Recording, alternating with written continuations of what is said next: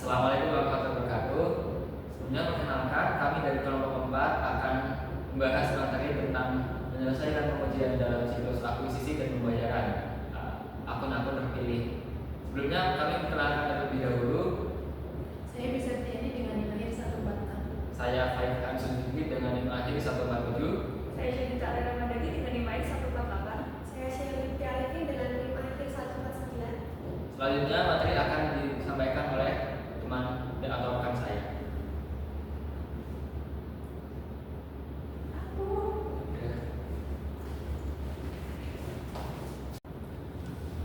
Nah, akun yang akan dibahas dalam siklus akuisisi dan pembayaran ini itu ada properti, pabrik, dan peralatan, beban dibayar di muka, kewajiban lainnya, dan akun laba dan beban. Sebenarnya kita akan membahas mengenai klasifikasi akun properti, pabrik, dan peralatan. Jadi properti pabrik itu apa saja seperti perlengkapan dan juga peralatannya. Nah, ini ada berbagai macam klasifikasi yang ada dalam properti pabrik dan peralatannya. Itu ada tanah, bangunan, peralatan, perabotan, mobil, pengembangan risiko dan produksi dalam proses properti, pabrik, dan peralatan. Jadi ini berbagai contoh akun-akun yang ada dalam properti pabrik dan peralatan. Ya, nextnya. Lalu, kita akan melanjutkan ke audit atas properti pabrik dan peralatan. Nah, dalam melakukan audit ini kita perlu mengetahui apa yang dimaksud dengan properti pabrik dan peralatan ini. Jadi kan sudah diketahui bahwasanya akun-akun yang terkait itu ada tanah, bangunan, dan sebagainya. Nah, lalu ini ada beberapa perbedaan bagaimana untuk cara mengklasifikasi peralatan dengan akun aset lainnya. Nah, dalam peralatan itu jangan terjadi akuisisi atau penambahan dalam satu periode berjalan. Jadi penambahan dalam periode berjalan itu jangan terjadi untuk akun peralatan. Nah, tapi sekalinya melakukan penambahan dalam peralatan itu seringkali materinya sesuai dengan poin kedua di sini. Lalu yang ketiga ini peralatan itu biasanya disimpan atau digunakan atau memiliki umur manfaat lebih dari 1 tahun. Jadi pastinya akun peralatan ini harus memiliki pengujian atau klasifikasi yang berbeda dari aset-aset lainnya atau bisa digolongkan ke dalam aset tetap. Nah, ini ada penjelasannya. Akun-akun yang berkaitan dengan aset dengan peralatan.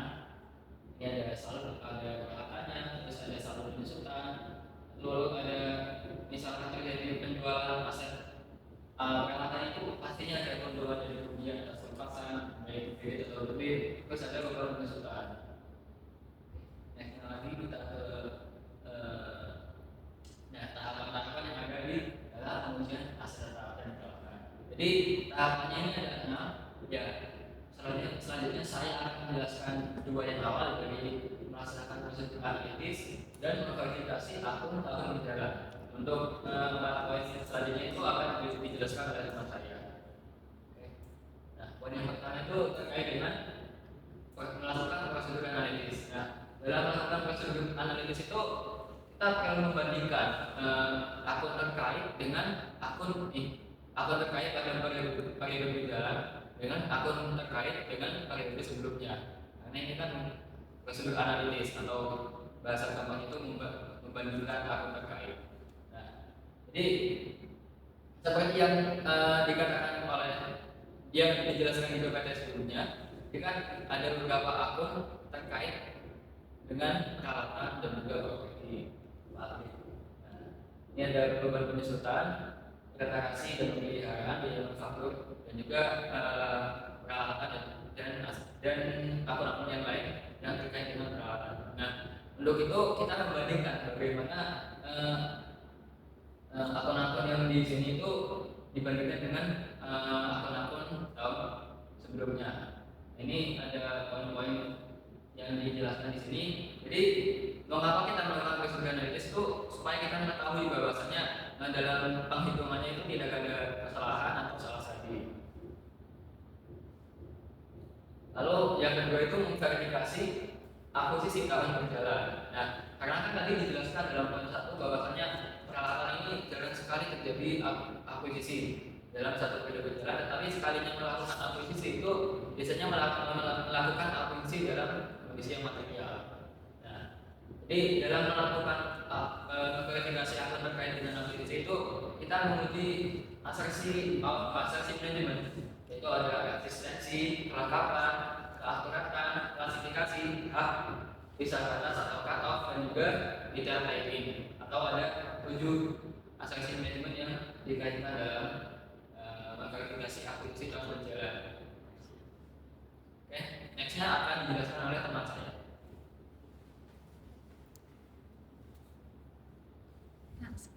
Jadi yang selanjutnya ada verifikasi pelepasan tahun berjalan, di mana pelepasan aset ini dapat berupa penjualan, pertukaran, penghapusan ataupun pembelian aset.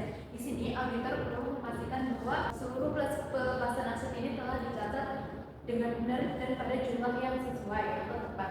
Nah, untuk melakukan atau memperoleh bukti audit, auditor perlu memeriksa jadwal pelepasan aset ataupun melakukan seperti bukti penjualan ataupun penghapusan aset. Nah, auditor juga mencari kemungkinan adanya aset yang sudah dilepas namun belum dicatat oleh perusahaan. Hal ini dikarenakan apabila itu terjadi maka nantinya akan menyebabkan tingginya nilai aset perusahaan dan tidak mencerminkan kondisi yang sebenarnya. Lalu selanjutnya ada memverifikasi saldo akhir akun aset. Nah, 2 tujuan utama auditor dalam memverifikasi saldo akhir akun aset yaitu yang pertama memastikan bahwa seluruh aset yang tercatat benar-benar ada secara fisik pada tanggal neraca atau untuk memenuhi tujuan eksistensi, dan yang kedua untuk memastikan bahwa seluruh aset yang tercatat atau yang dimiliki perusahaan telah tercatat dengan lengkap atau memenuhi tujuan kelengkapan. Oleh karena itu, auditor perlu melakukan pemeriksaan fisik aset serta mencocokkan aset dengan catatan perusahaan dan memeriksa dokumen kepemilikan ataupun dokumen pembelian aset. Lalu selanjutnya ada verifikasi beban penyusutan, di mana beban penyusutan merupakan alokasi biaya perolehan aset selama masa manfaatnya. Fokus utama auditor adalah memastikan bahwa perhitungan penyusutan ini telah dilakukan secara akurat dan sesuai dengan kebijakan perusahaan.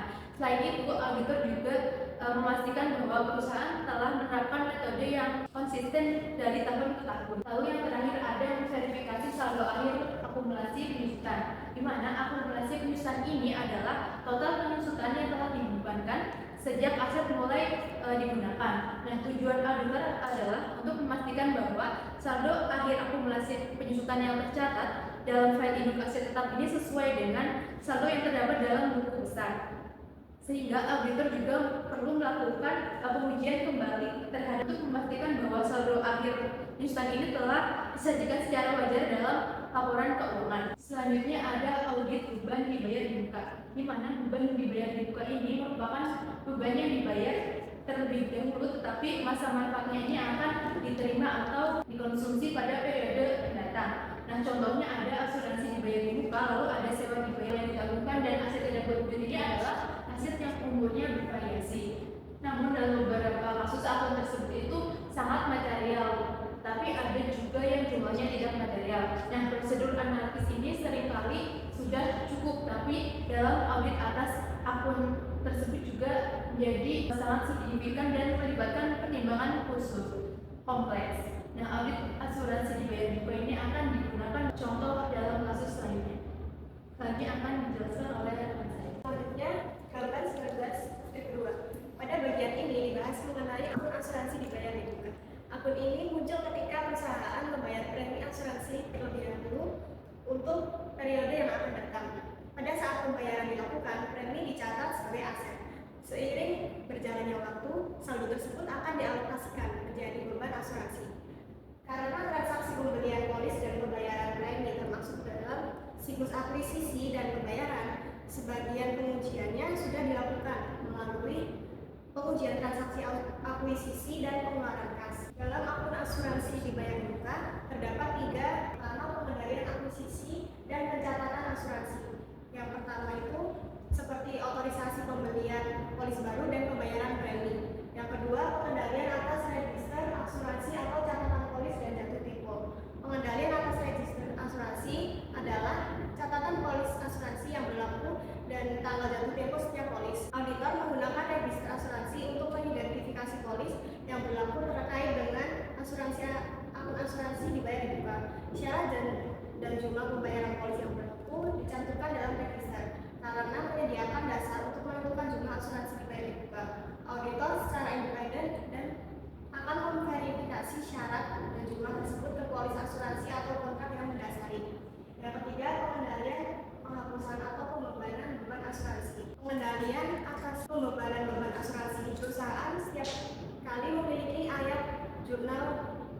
dibayar di muka setiap beban asuransi. Jika pada akhir tahun diperlukan penyesuaian yang signifikan, ayat jurnal tersebut menunjukkan salah saji yang potensial ketika mencatat akuisisi asuransi selama tahun berjalan atau ketika menghitung saldo akhir asuransi dibayar di muka. Pengendalian ini penting agar saldo aset dan beban asuransi tidak salah saji. Selanjutnya adalah audit akun laba dan beban. Nah, tujuan audit ini untuk memastikan seluruh akun laba, beban, dan laba bersih dalam laporan laba rugi tidak mengandung salah saji material dan disajikan sesuai dengan standar akuntansi. Kemudian konsep utama dalam akun laba dan beban ini, yang pertama itu matching atau penandingan. Di sini memastikan laba dan beban dicatat pada periode yang sama. Kemudian konsistensi, memastikan prinsip akuntansi digunakan secara konsisten antar periode agar laporan dapat dibandingkan.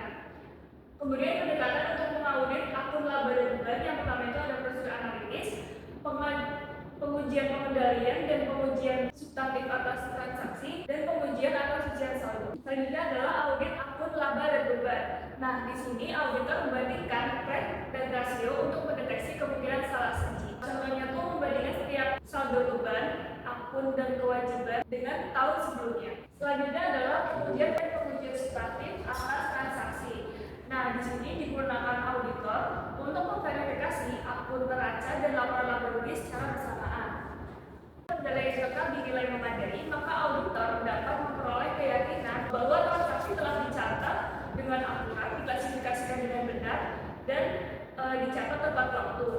Namun jika pengendaliannya lemah, auditor dapat menguji. Namun jika pengendaliannya lemah, itu berarti berpotensi terjadi salah saji pada neraca dan laporan laba rugi. Nah, dalam hal ini auditor biasanya akan melakukan pengujian yang lebih rinci terkait akun yang kemudian pengujian atau rincian saldo analisis beban. Nah, analisis akun beban ini itu adalah prosedur audit untuk memastikan beban di laporan keuangan itu akurat, valid, dan klasifikasinya benar. Dokumen yang diperiksa itu ada faktur, laporan penerimaan, pesanan pembelian, dan kontrak. Umumnya dianalisis. Dalam pengujian ini itu ada beban reparasi dan pemeliharaan, beban sewa atau lease, serta beban hukum. Seperti utilitas, perjalanan, dan iklan biasanya dianalisis hanya jika terdapat indikasi salah saji material. Nah, yang terakhir itu ada pengujian atau rincian saldo akun alokasi.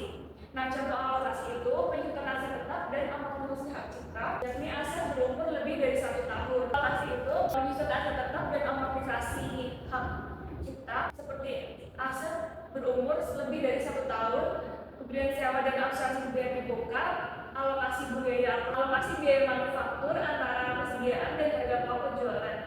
Nah, prosedur auditnya itu memeriksa kesesuaian dengan standar akuntansi dan konsistensi antar periode supaya dapat diperbandingkan. Kemudian menggunakan prosedur analitis dan perhitungan ulang atau rekalkulasi dengan perhitungan klien. Yang terakhir, pelaksanaan audit itu biasanya dilakukan sebagai bagian dari audit aset atau kewajiban terkait, misalnya audit aset tetap, paten, dan persediaan. Demikian presentasi materi dari kelompok kami. Kami mohon maaf. Wassalamualaikum warahmatullahi wabarakatuh.